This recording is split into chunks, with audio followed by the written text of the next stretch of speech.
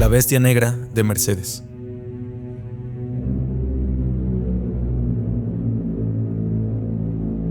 Pocos monoplazas han logrado pasar la curva de empujón en Spa-Francorchamps a 300 km por hora.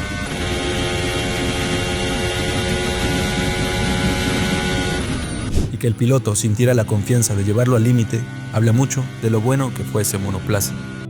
El Mercedes W11, considerado por muchos no solo el mejor Mercedes de la historia, sino el mejor monoplaza de Fórmula 1, o al menos el más rápido. Llegó a romper récords en pista y fue una versión mejorada del de por sí ya bueno y campeón W10. La temporada 2020 fue completamente dominada por Mercedes, en una era que de por sí ya era controlada por ellos desde que cambió la normativa a la motorización híbrida. Le dio a Hamilton su cuarto campeonato consecutivo y por poco le daba el quinto en la temporada 2021. Y con eso se pudo haber convertido en el piloto con más campeonatos de la historia, a manos de las estrellas plateadas, superando así a Michael Schumacher. Pero aún es un empate. Mercedes-Benz es una de las marcas más grandes y antiguas que existen. Ha vivido eventos importantes a lo largo de su historia. Uno de los más recordados es el Mercedes CLR, que voló, literalmente en las 24 horas de Le Mans. No solo una vez, sino en varias ocasiones, debido a un defecto en el diseño del coche, donde su parte delantera hacía un efecto de ala, que en lugar de pegarlo al suelo, hacía totalmente lo contrario. El 2020 fue para Mercedes las siguientes dos palabras: sin rival. No hubo quien le pudiera hacer frente. Con un paso por delante de todos, el W11, a manos de Hamilton y Bottas, rozaron la perfección en toda la temporada. Un año en el que gracias a la afectación del COVID se corrieron solo 17 carreras de 22 que se tenían ya calendarizadas, y el W11 se llevó 13 de esas 17, dando una tasa de conversión de victorias del 70%. Únicamente Verstappen, Checo y Gasly pudieron terminar en primero al menos una vez en la temporada. Y el W11 solo se perdió del podio en 2 ocasiones, en Monza con un Hamilton con sanción y obligado a remontar, y en Sakir un Bottas con un error en los neumáticos en los pits y un Russell que sustituyó a Hamilton por COVID, que tuvo que lidiárselas con un pinchazo. Además, se llevó 15 poles de las 17 que pudo lograr. Aún sin ser la temporada más larga, debido al recorte de carreras en el calendario, Mercedes casi duplicó los puntos del segundo lugar, Red Bull, con 573 sobre 319. Para que un monoplaza pueda ser verdaderamente rápido y marcar diferencia respecto a sus rivales, debe ser bueno de manera global. Hablamos de potencia, velocidad punta, frenada, aerodinámica, fiabilidad, en pocas palabras, un coche equilibrado, y la capacidad de estar un paso por delante de todos los demás.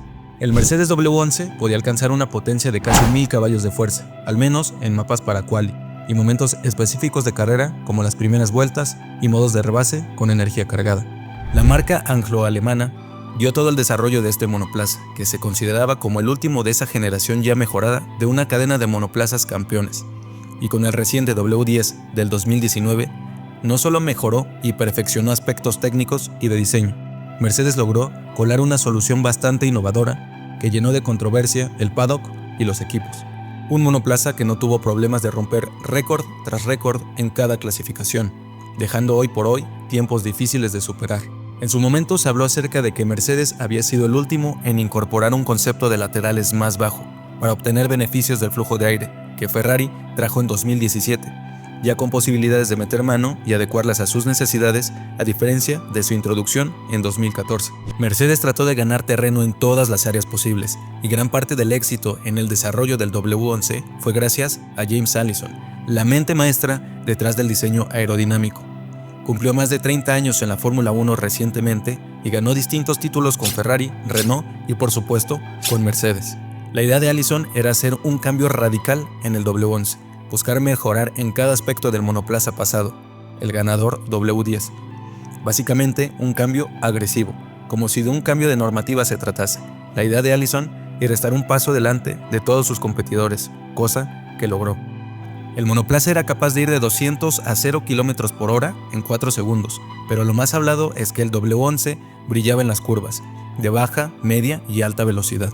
Pero donde mayor terreno sacaba frente a sus rivales más fuertes, como Red Bull y Ferrari, era en las curvas de alta velocidad, dándole una ventaja insuperable, llevándose poles por medio segundo o más. La mayoría de las veces a manos de Hamilton, pero de vez en cuando Bottas lograba explotar algo de potencial. Era un monoplaza que abusaba de la aerodinámica, si se puede explicar de alguna forma, un orgullo de James Allison. Ya de por sí, el hermano mayor, el W10, era muy bueno en el paso por curva. Esta versión radical del coche ganador tenía una forma de cortar el aire envidiable. Parte de ese desarrollo radical era poder exprimir lo más posible la carga hacia el asfalto, pero sin ser abrasivo con los neumáticos. Un tema que es fundamental entender en la Fórmula 1, para leer estrategias de carrera y analizar el rendimiento de los equipos. El graining y el desgaste son temas comunes en cada carrera. Tenemos un video que explica esto a detalle y sus consecuencias. La decisión de alterar parte del brazo de la suspensión trasera, recorriéndola más para ganar aerodinámica, les funcionó y muy bien, para que el paso del aire fuera más continuo y evitara fricciones innecesarias hasta llegar al difusor trasero. Pequeños cambios en el diseño de los frenos también le permitieron mejorar el flujo del aire, siempre con la intención de hacer fluir ese aire mucho más rápido y sin interrupción o alteraciones, para mejorar la carga aerodinámica. James Allison hizo un monoplaza que se adaptaba al cambio y que las condiciones en pista no intimidaban al W11, sacando prácticamente el mismo rendimiento en condiciones cambiantes. Gran parte de su dominancia fue gracias a la innovadora implementación del DAS, Dual Axis System, el sistema de dirección de doble eje, por sus siglas en español.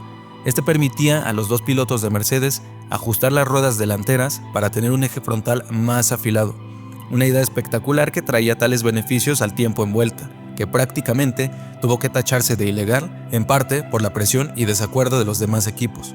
Entre los beneficios, el poder calentar los neumáticos más rápido, gracias a que mover el volante hacia atrás endurecía la dirección y mejoraba la respuesta de neumáticos, les daba la ventaja en relanzadas, primeras vueltas o condiciones cambiantes de clima. Gracias a que podían calentarse más rápido las gomas y esto se podía controlar prácticamente a placer. Y sobre todo en curvas. El piloto podía meter un poco el volante para hacer que los neumáticos giraran más hacia el interior y les diera un frente más afilado. En otras palabras, que pudiera tener un giro un poco más adentro. Al tener más contacto con el asfalto, una pequeña diferencia que hacía el W11 para pasar las curvas como si se tratase de rectas. Como siempre ha pasado en la Fórmula 1, las lagunas en las normativas están a la orden del día. Todo aquello que no esté prohibido está permitido.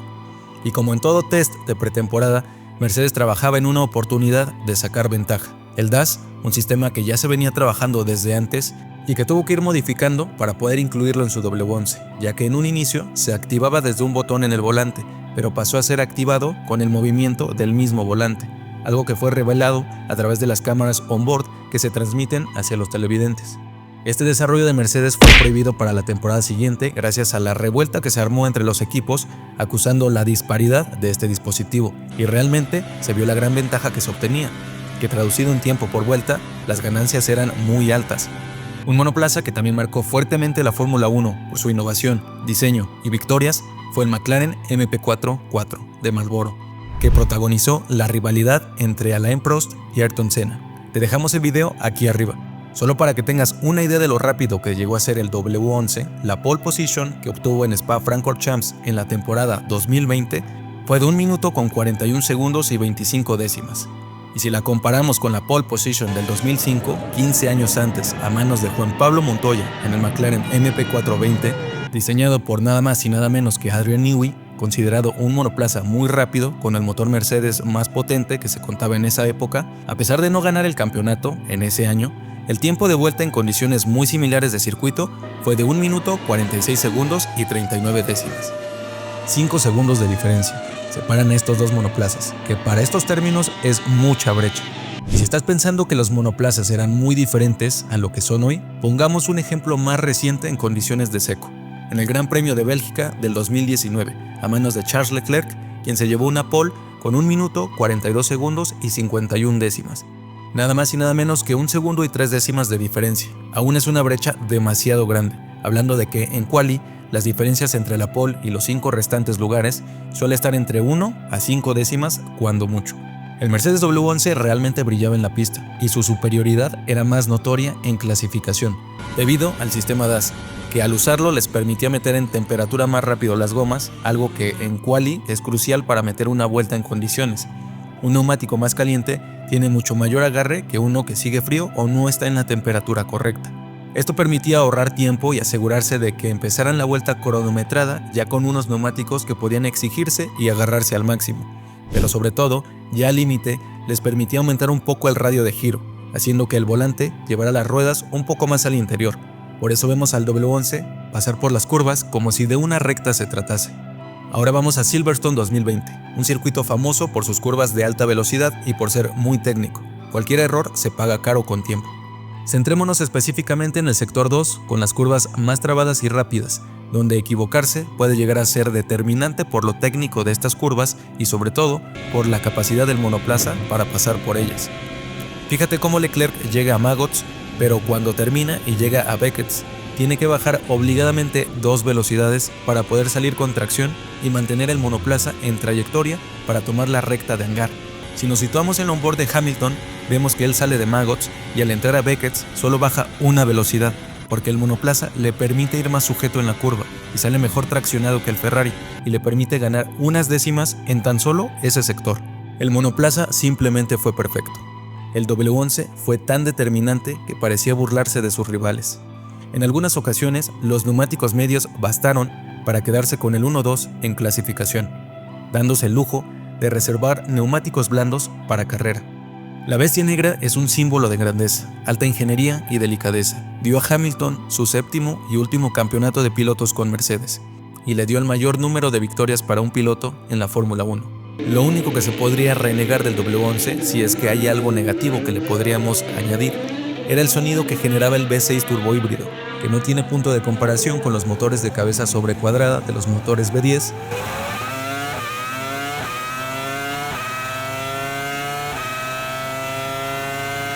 o los últimos V8.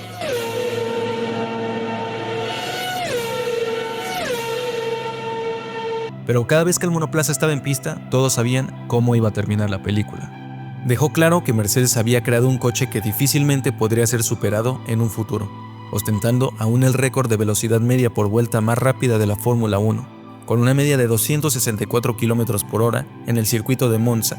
Lo convierte en el monoplaza más rápido de la historia, donde cada circuito se plantaba de cara a no solo ganar, sino a romper récord de velocidad y tiempo. Ya sea negro o gris, el W11 era simplemente perfecto. El 2020 queda como una culminación para Mercedes, donde demostró que se podía ir más allá del límite y que las curvas no desviarían su camino recto a la victoria.